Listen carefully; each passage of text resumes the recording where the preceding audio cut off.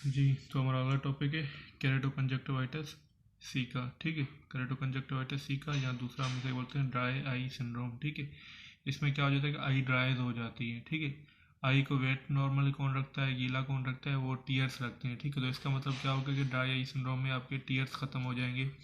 तो क्या करेंगे, इनसफिशेंट टीयर फिल्म या aqueous tear production is insufficient, इतनी सही तरह नहीं होती है। ठीक है, तो इसकी बस इतना याद कर लेंगे, काफ़ी है इसकी डेफिनेशन में। ठीक है, अब इसकी एटियोलॉजी में एक तो हमने पढ़ी थी टीयर फिल्म की, 3 लेयर्स होती हैं, एक एक्वस लेयर थी, एक आपकी लिपिड लेयर थी, और तीसरी लेयर आपकी म्यूकस लेयर थी। ठीक है, तो एक्वस लेयर क्या होती है, अब पहले हम पढ़ते हैं एक्वस टीयर डिफिशियंसी, मतलब एक्वस लेयर की डिफिशियंसी। एक्वस में आपके लेक्रिमल ग्लैंड की सिक्रेशन आ रही थी, हमने पीछे पढ़ा था। तो अब इसके जो एटियोलॉजी है उसको हमने क्लासीफाई किया है, एक तो प्योर कंजक्टिवाइटिस सीका में, दूसरा प्राइमरी शोगरन, फिर सेकेंडरी शोगरन, और फिर नॉन शोगरन। ठीक है, अब सबसे पहले प्योर कंजक्टिवाइटिस सीका, इसमें सिर्फ लेक्रिमल ग्लैंड इन्वॉल्व होते हैं और कोई नहीं होता, मतलब सिर्फ लेक्रिमल ग्लैंड की डिजीज होगी। प्राइमरी शोगरन में लेक्रिमल ग्लैंड के साथ सिलेवरी ग्लैंड की डिजीज होती है, कोई सिस्टमेटिक डिजीज नहीं होती। और सेकेंडरी शोगरन में क्या होता है, लेक्रिमल ग्लैंड तो अफेक्ट होता है लेकिन कोई सिस्टमेटिक डिजीज होती है, और ये क्या है, ये आपकी कोई इन्फेक्शन वगैरह की वजह से होगी। ठीक है, तो फिर से देख लें, इसमें क्या होगा, सिर्फ लेक्रिमल ग्लैंड इन्वॉल्व होंगे।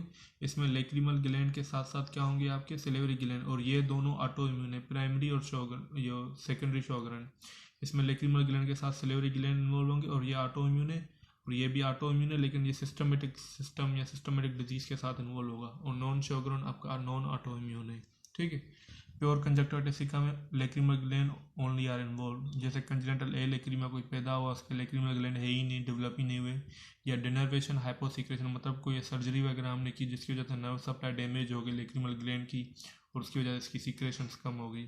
प्राइमरी शोगरन क्या है, ऑटो इम्यून डिजीज, लेकिन कोई सिस्टमेटिक इसके साथ नहीं होगी involvement. It is auto immune disease, destruction of lacrimal gland and salivary gland. Auto immune disease में क्या होता है, ऑटो एंटीबॉडीज बनती है जो हमारे ग्लैंड को डिस्ट्रॉय करती है। तो destruction of lacrimal and salivary gland without systematic association, कोई सिस्टमेटिक डिजीज नहीं होगी इसमें। Dry eye is associated with dry mouth, lacrimal gland damage हो गया ड्राई आई, तो उसके बाद अगर सिलेवरी ग्लैंड डैमेज होगा तो ड्राई माउथ, जिसको हम जीरोस्टोमिया कहते हैं। सेकेंडरी शोगरन में क्या होगा, when dry eye is associated with systemic autoimmune disease, इसमें क्या होगा, ड्राई आई होगी लेकिन क्या होगी, उसके साथ साथ कोई सिस्टमेटिक ऑटो इम्यून डिजीज होगी, डिसऑर्डर होगा, जैसे रेमोटॉइड आर्थराइटिस हो गया या एसएलई हो गई, सिस्टमेटिक लूपस एरिथ्रोमाइटिस। उसके बाद नॉन शोगरन, ये दोनों ऑटो इम्यून थी, ये नॉन ऑटो इम्यून है। ठीक है, इसमें क्या हो गया, ट्रेकोमा हो गया, सार्कोइडिसिस हो गई, थायराइड ऑप्थल्मोप्लेजी या स्टीवन जॉनसन सिंड्रोम, इसका नेमोनिकेटॉस। टी से ट्रेकोमा हो गया, ओ से ऑप्थल्मोप्लेजी जो थायराइड ऑप्थल्मोप्लेजी थी, एस से आपका हो गया सार्कोइडिसिस, और एस से स्टीवन जॉनसन सिंड्रोम। ठीक है, उसके बाद हमने एक्यूएस की डिफिशियंसी पढ़ ली। ठीक है, अब हम पढ़ते हैं इवापोरेटिव टीयर डिस्फंक्शन।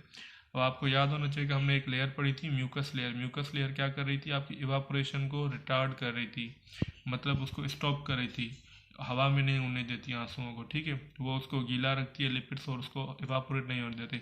अगर इनका डिस्फंक्शन हो जाए, ठीक है, वो किस वजह से होगा, मेबोबियन ग्लैंड डिस्फंक्शन, क्योंकि मेबोबियन ग्लैंड हमारे क्या कर रहे होते हैं, वो लिपिड सीक्रेट कर रहे होते हैं। ठीक है, उनका डिस्फंक्शन हो गया तो उसकी वजह से क्या हो जाएगी, इवापोरेशन बढ़ जाएगी, और आइस क्या हो जाएगी, ड्राई हो जाएगी, क्योंकि नॉर्मली मेबोबियन ग्लैंड से जो लिपिड आ रहे होते हैं वो इवापोरेशन को रोक रहे होते हैं। ठीक है, क्लिनिकल फीचर्स देख लेते हैं, इसमें मेन मेन कौन से हैं। पंक्टेंट एपिथेलियल केराटोपैथी, पंक्टेंट मीन्स ऐसे डॉट डॉट। ठीक है, पंक्टेंट क्या हो गया, ऐसे डॉट डॉट क्या हो जाए, एपिथेलियल इरोजन हो जाए, इरोजन यहाँ ब्रेकअप हो जाए। एपिथेलियल होता है ना, कॉर्निया के सबसे बाहर की लेयर होती है एपिथेलियम, तो इसका क्या हो जाए, डॉट डॉट डॉट ऐसे केराटोपैथी हो जाए। Punctate means dot like, epithelial means epithelium की, केराटो मीन्स कॉर्निया। ठीक है, स्ट्रिंगी म्यूकस डिस्चार्ज आ जाए। उसके बाद क्या है, development of corneal epithelial filament, ये एपिथेलियम डैमेज हो जाए और उसके फिलामेंट्स ऐसे बाहर डेवलप हो जाए। ठीक है, ये देखें, ये फिलामेंट हो गया, ये फिलामेंट हो गया। ठीक है, और ये पूरा ये डॉट डॉट हो गया पंक्टेड।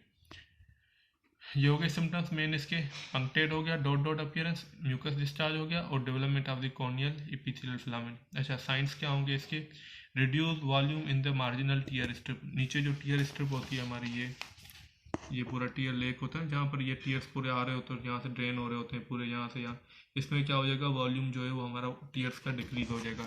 ठीक है, क्योंकि ड्राई आई सिंड्रोम है नहीं है। उसके बाद क्या हो गया, पंक्टेड एपिथेलियल इरोजन, मीन्स क्या हो जाएगा, वही बात के जो हमने ऊपर भी पढ़ी कि क्या हो जाएगी, यहाँ पे डॉट डॉट ब्रेक्स आ जाएंगे, इरोजन मीन्स ब्रेक्स आ जाएंगे एपिथेलियम के, ठीक है। तो ऐसे ऐसे ओपेसिटीज की तरह बन जाएगी ये। उसके बाद क्या है, कॉर्नियल फिलामेंट, ये कॉर्नियल फिलामेंट बन गए हमारे, सही है। उसके बाद क्या है, अच्छा इसकी डायग्नोसिस के लिए हम अब स्पेशल टेस्ट करते हैं। सबसे पहले हमारे पास कौन सी आ गई, टीयर फिल्म ब्रेकअप टाइम, ठीक है। अब नॉर्मली क्या होता है, जो टीयर फिल्म बन रही होती है, मैंने आपको शुरू में ही बताया था कि यहाँ से टीयर सिक्रेशन हो रही होती है और यहाँ पर एक कवरिंग बना देते हैं टीयर्स, जिसे हम टीयर फिल्म कहते हैं। तो कुछ टाइम के लिए ये कवरिंग होती है, फिर वो टूट जाती है, फिर दूसरी बनती है, ठीक है, नॉर्मली आइस के अंदर। अब इसमें क्या होता है ड्राई आई सिंड्रोम में, तो इसमें कॉमन सी बात है, कॉमन सेंस की बात है कि इसमें जो टीयर फिल्म है जो कि वेट रख रही होती है आई को, ये जल्दी ब्रेक हो जाएगी। क्या हो जाएगी, जल्दी ब्रेक हो जाएगी, क्योंकि टीयर की प्रोडक्शन सही तरह नहीं हो रही, तो टीयर फिल्म भी सही तरह नहीं बनेगी, टीयर फिल्म सही तरह नहीं बनेगी तो वो ब्रेकअप भी क्या हो जाएगी, जल्दी हो जाएगी, ठीक है। तो हम क्या करते हैं, टीयर फिल्म ब्रेकअप टाइम देखते हैं, ठीक है।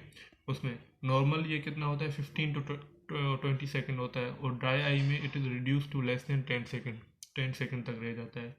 एपीथेलियल स्टेनिंग करेंगे हम, फ्लोरेसेंस से करेंगे, ठीक है, वो स्टेन करेगा जो भी एपीथेलियम वगैरह। और दूसरा हम रोज बेंगाल स्टेन यूज़ करते हैं, ठीक है। अब रोज बेंगाल क्या करता है, डेड जो होते हैं डेड एपीथेलियम, अब ये डेड एपीथेलियम से फिलामेंट बन गए, ये डेड एपीथेलियम। अब क्या हम रोज बेंगाल अगर आई में डालेंगे तो वो क्या कर देगा, इसको स्टेन कर देगा, इसका कलर दे देगा, ठीक है। स्टेन मीन्स कलर दे देना, इसको क्या कर देगा, कलर दे देगा, डाई दे देगा। तो इससे क्या हो जाएगा, हमें रोज बेंगाल से जो डेड एपीथेलियल टिश्यूज हैं या डेड एपीथेलियल पार्ट्स हैं वो हमें स्टेन हो जाएंगे, और हमें पता चल जाएगा कि कॉर्निया में कौन कौन से सेल है वो डेड हो गए, ठीक है। इट स्टेन डेड एंड डीवेटलाइज, डीवेटलाइज का मतलब भी डेड ही है, एपीथेलियल सेल्स उनको ये स्टेन करता है, ठीक है। उसके बाद दूसरी लिसामिन ग्रीन यूज होती है, सेम इफेक्शन में काम करती है ये भी। अच्छा उसके बाद होता है शिरमर टेस्ट। शिरमर टेस्ट में हम क्या करते हैं, एक फिल्टर पेपर रख देते हैं आई के अंदर, और हम उसमें देखते हैं कि वो पेपर कितना वेट हो रहा है, कितना गीला हो रहा है, ठीक है। तो हम देखते हैं कि उस पेपर का कितना पार्ट जो है वो गीला हो रहा है, ठीक है। अगर ये 6 मिलीमीटर गीला हो या उससे कम हो तो इसका मतलब कि पेशेंट को क्या है, ड्राई आई है, ड्राई आई सिंड्रोम है, ठीक है। Tip of Whitman filter paper is place in the conjunctiva, conjunctiva में यहाँ पर हम नीचे रख देंगे, पूरे कंजक्टिवा में, ठीक है, यहाँ पर रख देंगे।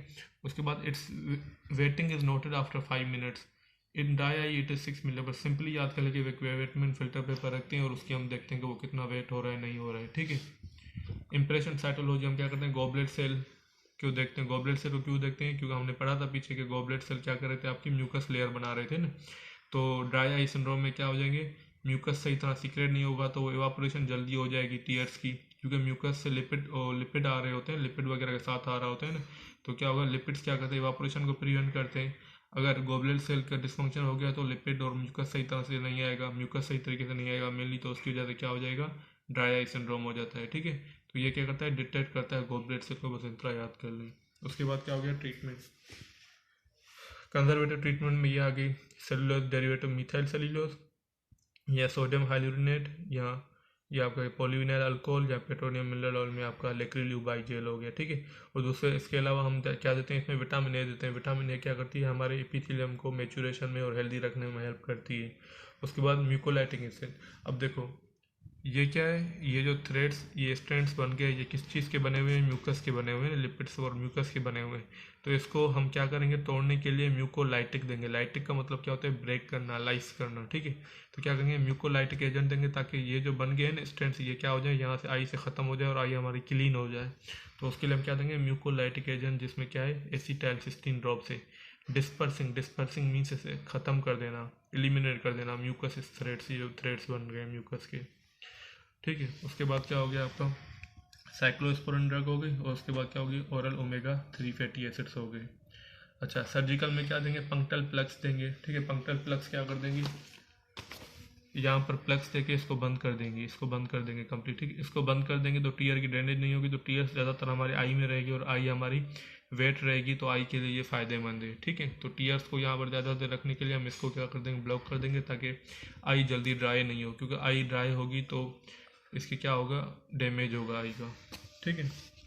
उसके बाद क्या है, transplantation of parotid duct into the conjunctiva, या तो पेरोटिड डक्ट को हम क्या कर देंगे, कंजक्टिवा में कर देंगे, फिर वो कंजक्टिवा में आके सीक्रेशंस देगी और आई हमारी ड्राई नहीं होगी।